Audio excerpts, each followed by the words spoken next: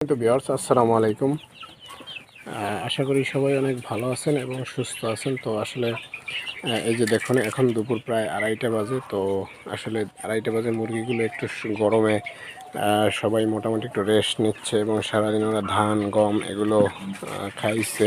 তো আসলে কি সারাদিন ধান গম খাওয়ার পরে ওরা আসলে একটু ন্যাচারাল খাবার খেতে চায়। সেটা হচ্ছে আপনার যদি আপনি ওদের কথা চিন্তা করেন তাহলে ওরা সারাদিন এই যে আপনার ধান গম এগুলো খাওয়ার পরে ওদের মুখটা একটু ছাল টাল এগুলো উঠে যায়। তো উঠে যাওয়ার পরে ওরা একটু ন্যাচারাল খাবার খায়। তো আমি কি করি আপনাদেরকে একটু আমি কি করি এই যে মাঠ থেকে আপনার ঘাস এবং বিভিন্ন বনাজি যে গাছগুলো আছে এগুলো নিয়ে আসি।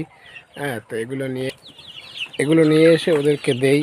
তো ওরা খুব স্বাচ্ছন্দ্যে এই যে ছোট একদম বাচ্চা থেকে শুরু করে ওরা সবাই একদম স্বাচ্ছন্দ্যে খুব আনন্দ করে খায়। তো আপনারা চাইলে এভাবে ন্যাচারাল কিছু খাবার ঘাস টাস এগুলো দিয়ে দেশি মুরগি পালন করতে পারেন। আপনাদের অনেক খাবার সাশ্রয় হবে। ধন্যবাদ সবাইকে।